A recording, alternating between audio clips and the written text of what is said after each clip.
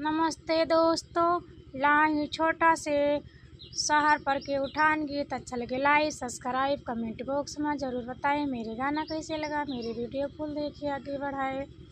राजा मोरे हाटिया गाये रव बजरिया गाये रव बजरिया गाये, बहिनी चला गए अपने बाहिनिया के देश, बाहिनिया लिहावत हुई है।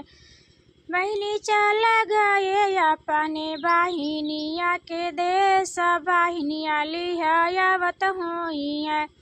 नंदी उधर से आई या चरा उड़ावत आई, या चरा उड़ावत आई हो।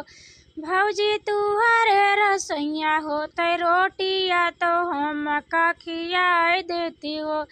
भौजी तुहरे रसोइया होते रोटिया तो हम का खियाए देती हो।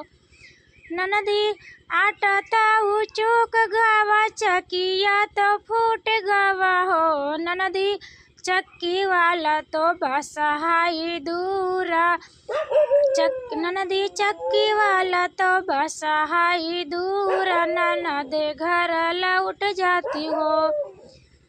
ननदी तो उधर से आई या चरा उड़ावत आई, या चरा उड़ावत आई हो।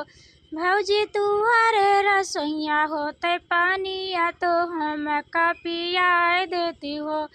भौजी तुहरे रसोइया होते पानिया तो हम का पियाए देती हो।